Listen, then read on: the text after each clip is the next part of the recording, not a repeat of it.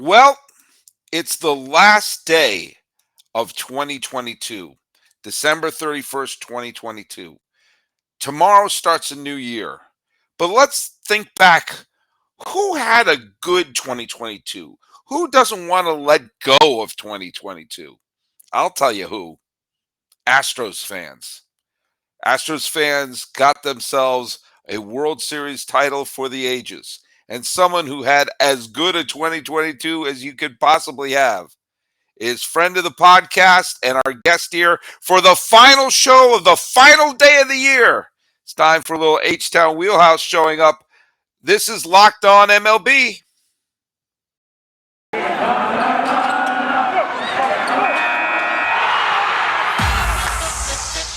You are Locked On MLB. Your daily MLB podcast. Part of the Locked On Podcast Network. Your team every day. Hello, baseball fans, and happy almost New Year. Happy end of 2022. This is indeed Locked On MLB, and I am your host, Paul Francis Sullivan. Please, let's go with my lower third. Where'd it go? It's right there. Final lower third of 2022.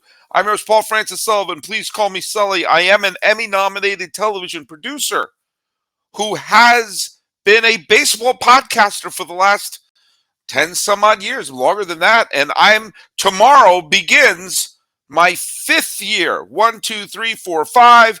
I caught that fish alive. This will be my fifth, if I can get it out of my mouth, fifth year at the Locked On Podcast Network. Follow the show at Locked On MLB Pods on Twitter and on Instagram. Follow me on Instagram. I'm at Sully Baseball Podcast there. Subscribe to us on YouTube. Tell people about the show. People seem to like the year we had, and we're going to be moving forward. And also, if you have a smart device, be sure to tell it to play podcast Locked On MLB, or check out some of the other great shows on the Locked On Podcast Network. Let's come up with one just at random. Oh yeah, Locked On Astros with Eric and HTown. And by the way, let's hear it for Eric and HTown, who had a fantastic 2022 just in terms of their show. They got great guests, great YouTube following, and you don't have to be an Astros fan to like it. You can actually hate the Astros, and people do, and still really enjoy their show because it's a really terrific show. And I just wish he could be here, but he can't. So thanks for listening, and that's the end. No, he's in the waiting room right there. Brett Chancey, a.k.a. HTown Wheelhouse. Happy almost New Year. How you doing, buddy? Oh, man, doing great, Sully. What an introduction. I mean, coming from someone like you to give us the praise you did, it means a lot, and we know it comes from the heart. And this year has been a grind for us. It's been record-setting not only for our Houston Astros, but for the show. We literally go into the new year officially at 1.3 million downloads on the season. That's And fantastic. we couldn't do it without our listeners. And like you said, we love all baseball fans. Even if you're not an Astros fan, and a lot of people aren't. A lot of people aren't. That's right. But you know what, though? We got a lot of comments throughout the season about fans that were like, hey, I'm a fan of this team, but I watch y'all's show and I really enjoy it. So thank y'all for all the compliments. We appreciate the positive vibes. Well, yeah. I mean, look, I've made no bones. I'm not an Astros fan, although I did root for the Astros in both 2021 and 2022. Astro fans seem to always forget that when they say that I have. One person said, I have pathological hatred for the Astros. And I said, I rooted for them in the World Series in back-to-back years. If that's never mind. But I listen to your show. I'm a native New Englander raised as a Red Sox fan, and I never miss Locked On Yankees. It's you can. That's one of the great things. Is sometimes you want to hear from not just your team, but you want to hear from different perspectives, or you can listen to my show. We try to hit everybody here. But yeah, this has been a hell of a year for you. That you am I allowed to talk about the expanded roster? Yeah, definitely. Okay, and I couldn't remember if you mentioned that this year your podcast is going through the roof. Your team won the World Series, and you became a grandfather. That's I mean, right. that's quite a year. I mean, that right there, the grandfather part is actually the coolest part of all of these. I Oh, mean, if don't you put BS me. life It's the Astros winning. Yes, yes. yes, but for everything and on top of the Astros winning, my son and I got to attend game 6 of the World Series, and we were blessed enough to see it in person, and that just really put the icing on the cake for us. By the way, it was heartwarming to see you and your son. You posted video online, um, and that was great.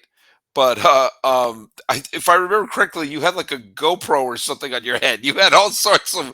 You were I rigged up. had You looked like I a had a rally towel on mocap my head. man. Well, because our seats were the very last row in Minute Maid Park, and right Right. behind us was an air conditioner, which you Hmm. only feel apparently if you're standing by it.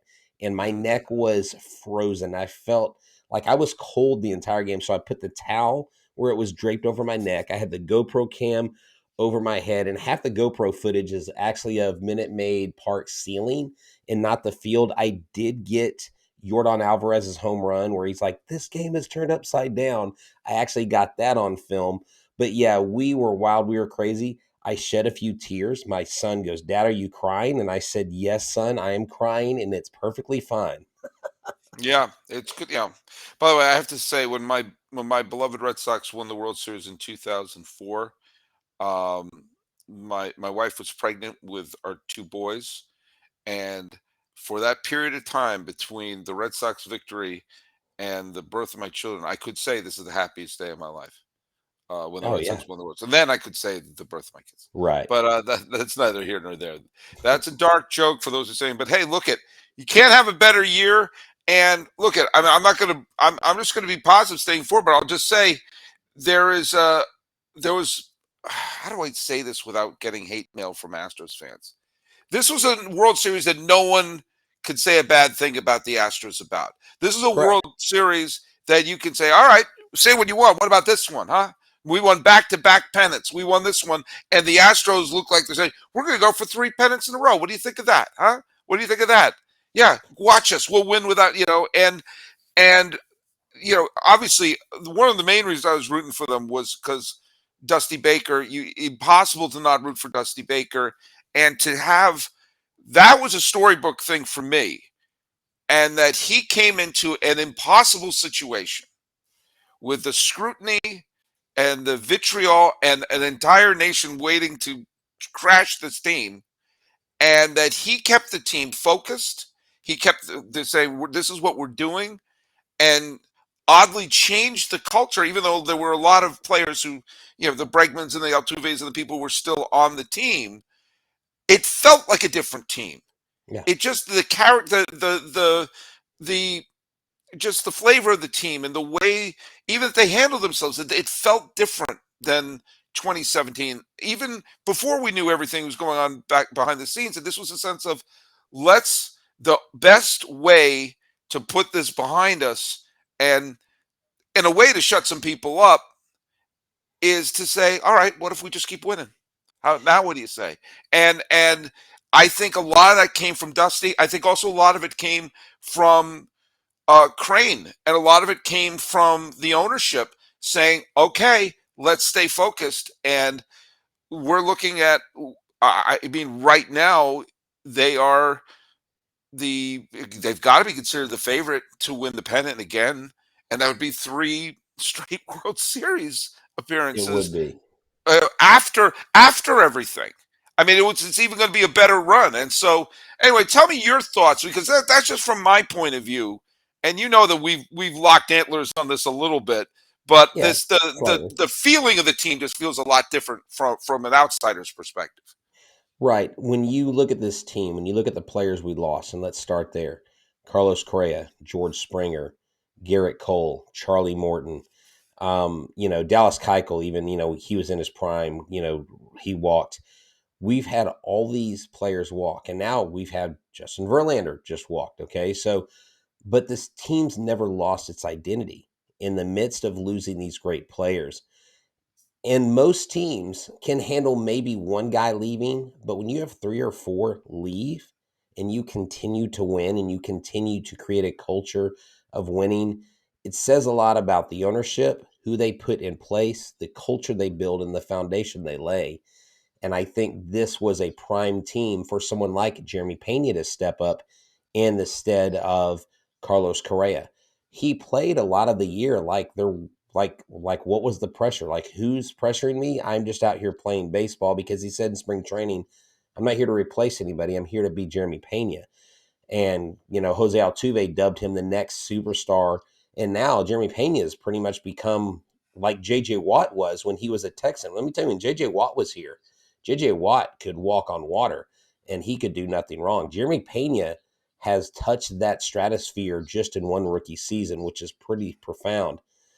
On top of that, Dusty Baker has got to get a ton of credit, because leading into the playoffs, there was always a lot of criticism about his lineup structure and who is pitching and who he pulled him out and all that stuff. But he ran an absolute master class in the playoffs, and the Astros only lost 2 games. Yeah. Had McCullers and JV had stellar performances in those 2 games they lost, they could have very much swept the postseason. Yeah. And this was a team that, Sully, you look at the lineup and you look at Jordan Alvarez, you look at Kyle Tucker. Jose Altuve hit 920 OPS. That was his goal this year, to hit over 900. Bregman came back and was solid even in the playoffs. In the relief pitching core, I mean, after you get past the starters, look at the relievers. It just, everything worked. And so many times in baseball, and we even talked to David Sampson, who used to be president of the Marlins recently, and he said the Marlins' problem was they would get great hitting and have no pitching. They would get great pitching and have no hitting. He said the Astros, they have it both. We have both of those things. And everything fell into place this year. And a lot of times you need not only talent and chemistry, but you also need a little luck. And I think along the way, they got strokes of luck, but their talent was really what sent them over the edge. And it was a phenomenal year to watch the Houston Astros, and there's no reason to think why they shouldn't be in the mix once again in 2023. Yeah, and I think one of the things that I thought was I love redemption stories, and Dusty Baker, who obviously wherever he goes, they go to October. He took the Giants, the Cubs, Cincinnati, Washington, Houston, all of his teams that he's managed has gone there. And notice none of them have been a New York team, none of them have been an LA team. And he has done that, although he did win a ring in LA as a player. But that's neither here nor there. Um, but he was always criticized for how he handled his pitching staff, and it's strange. He was trashed in San Francisco for taking pitchers like Russ Ortiz out too soon, and they was trashed in Chicago for leaving Pryor in too long. Right. There's always moments where he was criticized for that, and he got critics on him for some of the stuff that happened in one of the 2 losses to Philadelphia. And so what happened in game 4? A combined no-hitter. That he made the decisions of when to pull, when to that, and for a no-hitter. And I think that being done on his watch, I think it was I just great redemption story in terms of killing a certain narrative. But also, one of the things that the Astros had, and you and I talked about this when you were a guest on my show, and it was either late August or early September, that their pitching depth, you say they had workhorse pitchers, but they also had a solid bullpen. When it's done right, those can feed off of each other. A solid rotation means you're not wearing down the bullpen. A reliable bullpen means you don't have to uh, pitch the starters until their arms fall Yeah. off. That was the Torre Yankees, and Torre made some weird pitching decisions too. But you always knew they were going to throw a good starting pitcher to give you 6 or 7. But you knew reliable people. But you didn't have to grind Rivera to the ground or have him through. Rivera very seldom led the league in saves. Because Torrey wouldn't have him save 3 or 4 games in a row. He wanted him ready for October. And you saw how he handled things. Yeah, part of me is like, yeah, keep Valdez in, keep Christian Javier and Christian. Yeah, but how did it go for them? And and I know Valdez should have been the World Series MVP. No offense to Jeremy Pena. It was Framber Valdez was the World Series MVP. But also one other thing, A lot of times, players come in as rookies and say things like, "Oh, I'm here to just be me." That's something you hear in spring training a lot. But it's Right. another thing to do that to the World Series podium. And that reminded me a lot of Jeter when Tony Fernandez got injured and they, rushed Derek Jeter to be the starting shortstop. And he was, they won the World Series that year. He got big, big hits, partially aided by Jeffrey Mayer. But he took over for Tony. By the way, for Tony Fernandez, who was a borderline Hall of Famer. He was a tremendous player, the late Tony Fernandez. But look at with this team intact. I'm not a betting man, but I may put some money down on the Astros, and no better place to put your money down than to go to BetOnline. BetOnline remains your number one source for sports betting info, stats, news, and analysis. Get the latest odds and trends for every professional and amateur league out there, from pro football to college bowl season to basketball, the World Cup. We've got it all at betonline.net. If you love sports podcasts, you can even have those at BetOnline as well. We're always the fastest and easiest way to get your betting info. So head to the website today or use your mobile device to learn more. BetOnline is where the game starts. I like the jingle there. I didn't know we were. Uh, Does that get you extra like ad money? well, I have the sheet music in front of me, so that's what I do. We are Composed celebrating. by Sully. We're celebrating New Year's Eve with Brett Chancey, aka HTown Wheelhouse. You don't want 2022 to end because No, that's now keep it that going. is keep it going, keep it going, keep it going for a few more days. Nope, we only have a few more hours left of 2022, but no better Do person to you send it off with. Question, do you watch the ball drop out there in California? Because I always see like when the ball drops in New York City, it's already happened. Like we get it Yeah, like an hour later. Do you guys in California watch that stuff out there, or is it yeah, we like you don't do. worry Yeah, about the I mean, okay. I lived in New York for a long time. I grew up outside of Boston, so we always watched it live growing up. It's funny, my kids would watch it. They show it live. They show it at 9 p.m. Right. here, and my kids would watch it and say, "Okay, good night," and go to bed. And the year would change while they're asleep. I always stay up, but sometimes I'm usually in the San Francisco Bay Area for New Year's, and they have a celebration in San Francisco where they count it down and the fireworks go off at the Bay Bridge. So I'll watch the ball drop in Times Square, and then I'll watch the live on wherever they're showing it in San Francisco, because I Okay. do feel weird watching it twice. Like I know how it Yeah. ends. Yeah, I've always been like, wait, should I watch it now or should I wait till the replay later and go, this has already happened. This I don't know, like it just hasn't felt the same to me. No, I guess as an adult, like as a kid, I didn't know and care, but now I don't know. I just wondered. I watched the live again. I watched both. I watched the New York one live, and I watched the San Francisco one live because there you go. So anyway, so we're welcome to Locked On New Year's celebration. That's We're right. getting ready here. Um, I want to talk a little bit about this because uh, I made a Jeter comparison to Jeremy Pena. God help us all. But I'm going to take another one of the old evil empire teams, the Red Sox. One of the things that they did very well when they went through that stretch where they would win a World Series every 4 or 5 years was they made decisions for the team that were not overly emotional. Pedro was the beloved. I mean, Pedro Martinez is my favorite baseball player of all time. It's not someone from my childhood. It's Pedro. When he joined the Red Sox, I was already a fan of him from Montreal. When he joined the Red Sox, it became every day he pitched was like a national holiday. Oh yeah. And I wanted him to finish his career with the Red Sox.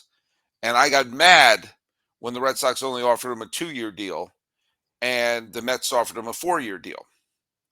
Well, he was basically cooked after 2 years. And not signing Pedro allowed them to be in a position to trade for Josh Beckett, who became their ace when they won the World Series later. There are other players who were I would I really loved Derek Lowe. I loved Kevin Youkilis. I loved John Lester. All these players who they wound up letting skedaddle, but eventually it allowed them to bring in another arm, another big name, whether it's Sale, whether it was the Boston Strong crew, and in a way, you then moved on. You didn't make decisions to keep a team forever. Kind of what happened with the Philadelphia Phillies when they won in 2008, and they kept that core to the point where they were broken down by the end, and not worth. They had no trade value. All of the emotion in the world said Carlos Correa is the Astros. Carlos Correa needs to spend his entire career with the Astros. And as we have, and when he signed the 1 year deal with Minnesota, a lot of you, including you, thought he was coming back that spring training. And then he's out in free agency again. And we just had the carnival. In fact, I'm not convinced he's going to report to the Mets. He may have 3 or 4 more uniform changes before this is all said and done. Who would have thought that he would spend longer with the Twins than he would have with the Giants? Wow. But again, I almost tied. I matched Carlos Correa in games played with the Giants, but they allowed them to bring in Pena. And it makes me think that the Astros are going to make the smart decisions to keep this team focused on winning instead of doing victory laps of the past, which makes me really believe that this team is going, if this is the way the team is operating and making smart moves and bringing in Abreu and everything, I think that this team is a surefire bet to win another pennant. If you're going to make any bets, we already did the ad. Tell me your thoughts about making some of the non-emotional decisions that are going to, in the end, keep them in contention for the next bunch of years. Well, I just wrote an article on this, and my article was basically titled Success in the Offseason Doesn't Always Equal Spending. And my tagline was Spending in the Offseason Doesn't Always Equal Success. And I think what the Astros have done is they have a calculated formula of how they want to move forward. They knew exactly what they had in Jeremy Pena. They groomed him in on the taxi squad in the postseason last year. He was fully endorsed by Carlos Correa. And when you have the confidence you do in a player like that, and then you have someone like Hunter Brown come up, who is basically Justin Verlander 2.0 at this point, just when you look at the similarities in the way they deliver the ball, the way they warm up, just everything mechanic wise, you think maybe you've got a young Justin Verlander on your hands, all the way to not offering Springer a massive contract, Right, not right. not getting into a bidding war with Garrett Cole. I don't think Garrett Cole would have stayed anyways. I think he was always had his eyes set on New York, and there's something to be said about that. But Jim Crane he's got a $198 million payroll now. He's not a Yeah. small market team. He's not a No, small spender. He just didn't spend 813 million in free agency like Mr. Cohen did. But this team says, okay, how can we field a team and not just win now, but keep winning? Because, see, what the Mets are doing, Sully, is they're doing this because they don't have time to player develop. They have to win now. So it's absolutely necessary to sign everybody they can and their cousin just to get on the team to be in contention. right, Where the Astros, even though they missed 2 years of a first and second round pick, still continue to produce pitchers like Framber Valdez, Christian Javier. Peter Mushinski. I'm sorry, Parker Mushinski, who's out of Texas Tech, who we had recently. They bring over Ryan Stanek. They bring in, Presley.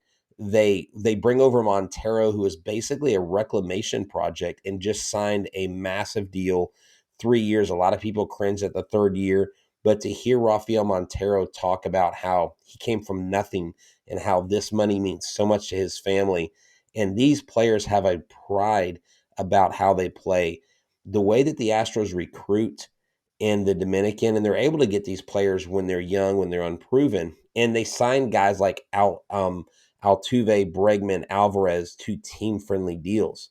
That's what's going to right. keep this thing going. Now, Here's the big jigsaw puzzle that's coming up is, can you convince Kyle Tucker to take one of these early deals where you buy out the last couple years of his rookie contract?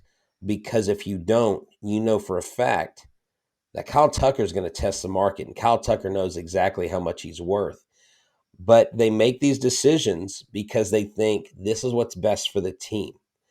And if you stay in here at a miserable amount of money, and we've got to strap ourselves, and that's what they probably told JV. Look, we'll give you 1 year. We're not going to give you two. We'll give you one. And then if you want to talk again, we can do that. Good for JV, 40 something years old, making Yeah. 86. I can't imagine.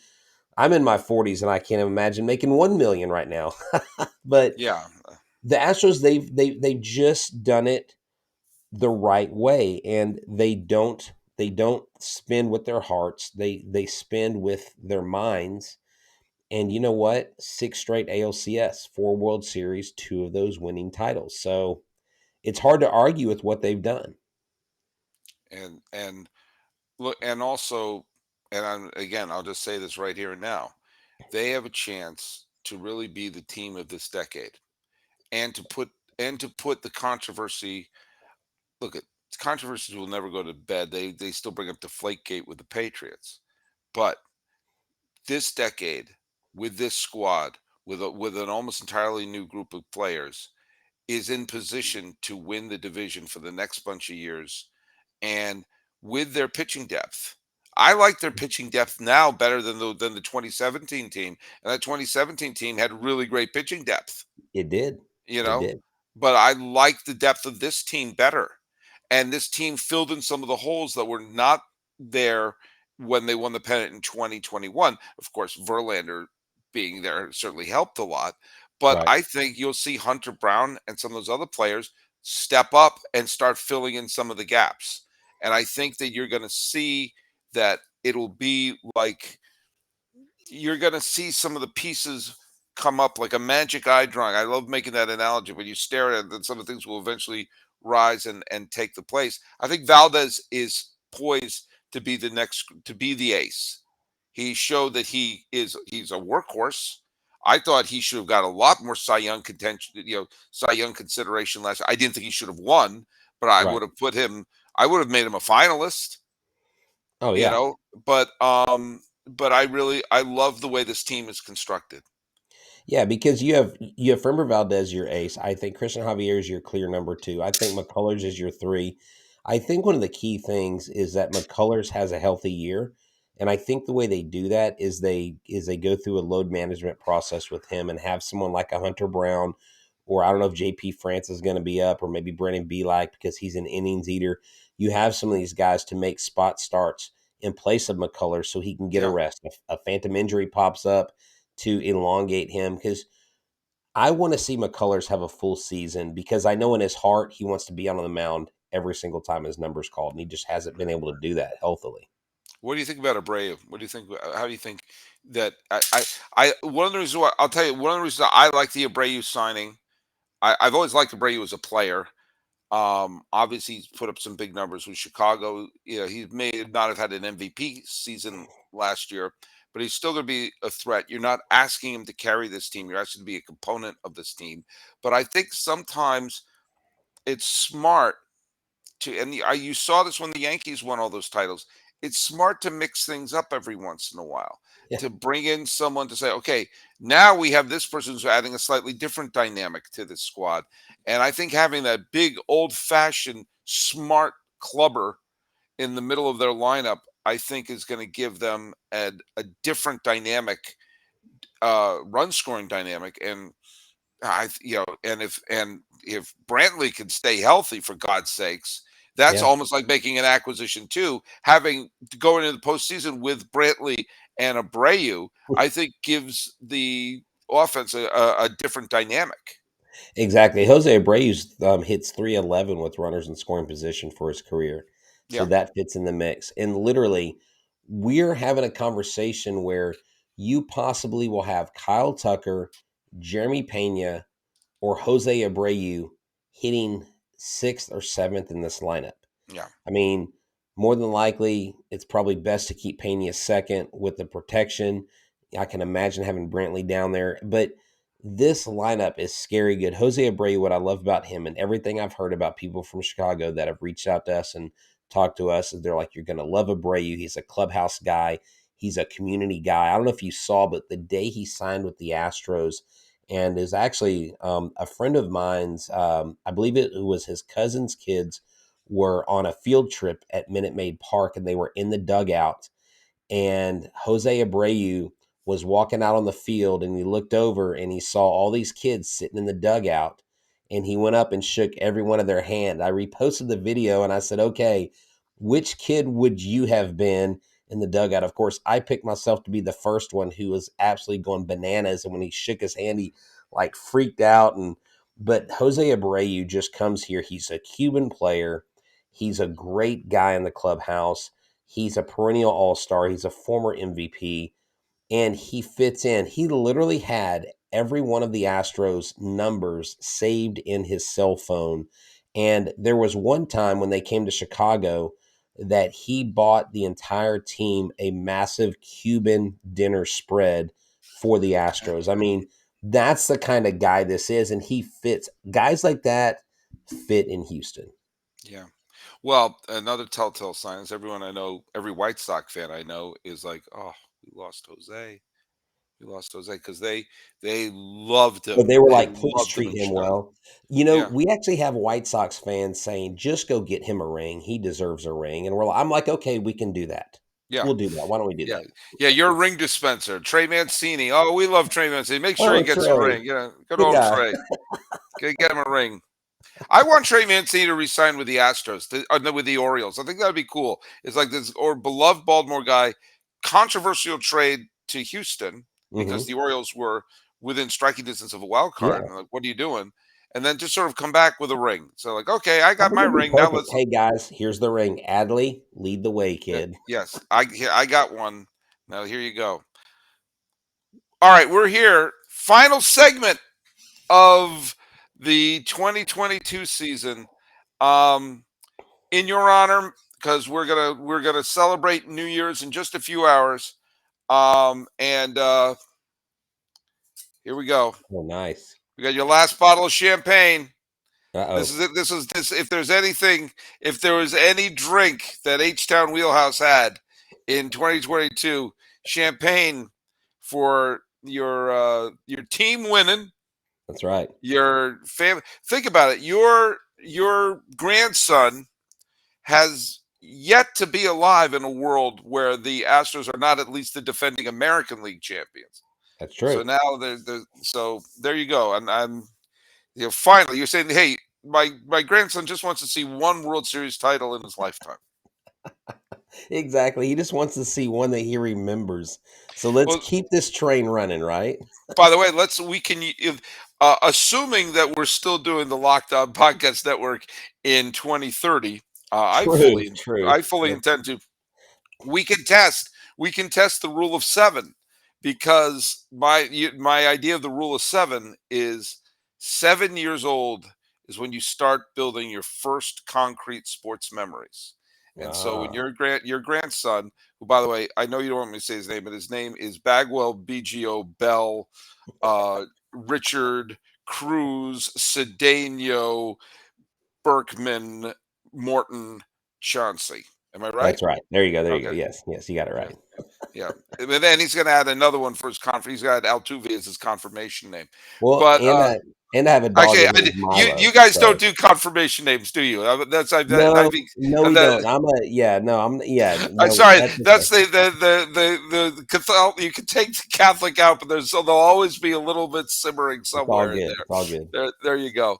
Well, look it, man.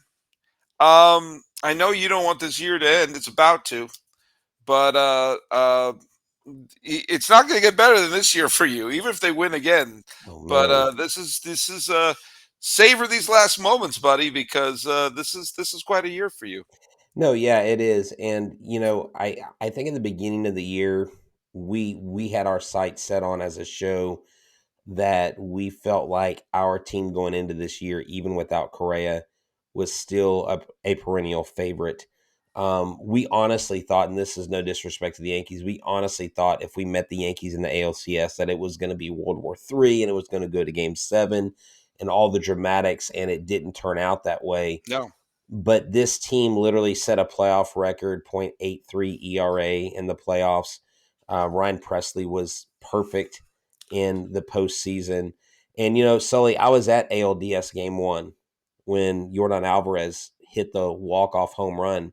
And I can tell you as an Astros fan and someone who follows the team as closely as I do, when Jose Altuve strikes out in a ninth inning, you kind of lose a little hope because he's supposed to be your little dynamite that sets off the explosion that wins the game. He's the guy that has won the game. And what was funny when he struck out, that was when Pena gets up. Pena has two strikes, and what does he do? He gets a single up the middle.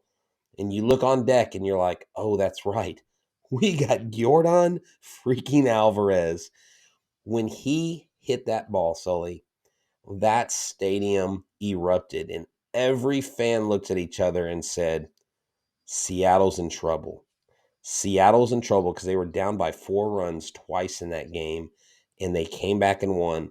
And I think that set the tone. And then you get the 18-inning game with Jeremy Pena, and just you keep building. I was at game 1 and 2 of the ALDS, game 1 of the ALCS, and I attended game 6 of the World Series with my son. And I'll say this, my son and I are undefeated in playoff games. Since 2015, the Astros have not lost a single game that we've attended. So we space out our playoff games strategically because we know perfection's not really something you do a whole lot in baseball. But we do know that game 6, I said, you know what, guys, we're going to clinch. And we went. We had a dear friend of ours that's a season ticket holder. I didn't have to pay some gaudy amount for this ticket. I literally paid a little bit under face value for both of them, which was nice. And the memories will last a lifetime. And so thank you, Houston Astros. Thank you, for everybody watching our show, following us. Eric and I couldn't be more thankful. We couldn't be more blessed. The show has really taken on a new form, popping the champagne. That's right, popping bottles. I really wish you would pop that on air so we could get the sound effect. Yeah, well, we just had the carpets cleaned. Oh, I'm that not might gonna. not be a good move. No, no, no. That's one way to come home and see all my clothes on the front lawn. We don't Um, want that. well, hey, Brett, HTown Wheelhouse, congratulations on an incredible year, both with your podcast, your family, and with your team. And thanks so much for look at. I know you didn't want this year to end, so I figured let's just drag it out a little bit more. Yes, let's just Tell people where 40 they can minutes. follow you. Tell people where they can join the millions who are enjoying Locked On Astros. Yes, sir. You can find me at HTown Wheelhouse on Twitter, Instagram, and TikTok. You can find the show at Locked On Astros on Twitter, Instagram, TikTok, and Facebook. You can find our co-host Eric Talk Strohs on Twitter as well. But check us out. We may do lives for TikTok. We do live shows a lot of the times. And if you missed our interviews, if you missed our player interviews, check those out. In 2023, we're going to be making it out to spring training the week of spring break, and we are going to do our best to get some player shows, some players on. I'm employing my son to get some backfields camera work for me with the GoPro cam. So we got a lot of things planned for 2023, and maybe players coming on the show at live events as well. Where do the Astros do their spring training now? They are in West Palm Beach now. It's a joint facility with the Nationals. Okay, I remember they used to be in Kissimmee You're right. when I Right. when I was doing my work in Florida. I went to spring training in Vieira, which Okay. was where the Expos had their spring training facility in Vieira, just outside of Melbourne. But yeah, well, Melbourne. I was actually born there. that's where we did the film that I directed was shot in Melbourne. Really? Okay. Yeah. Yeah, I know Melbourne and India Atlantic and Melbourne Yes. Beach, Merritt Island. I know all those places very well. I have a very, very soft spot in my heart for Brevard County, Florida. I love Brevard County. Yeah, But my dad grew up surfing there. My dad saw all the Apollo launches from the beach. mhm, He actually won a state championship as a football player at Mel High as well back in the '60s. there you go. Well, this is Locked On Brevard County, so thanks for listening in on that. Well, hey, sending off the year. Oh, by the way, thanks so much for making Locked On MLB your first listen. Obviously, make your second listen be Locked On Astros. Third listen, have that be Locked On Sports Today. The biggest stories from around the world in 20 minutes or less, plus instant reactions, game recaps, and Locked On's Take of the Day. Take of the day, top of the morning to you. Locked On Sports Today is available on YouTube or wherever you get your podcasts. You can follow us at Locked On MLB Pods on Twitter and on Instagram. I'm your pal Sully. You can follow me on Instagram at Sully Baseball Podcast and subscribe to us on YouTube. And if you sync this up to 11:59 and 50 seconds, then HTown and I will count out the final moments of 2022. Okay, sync it up now.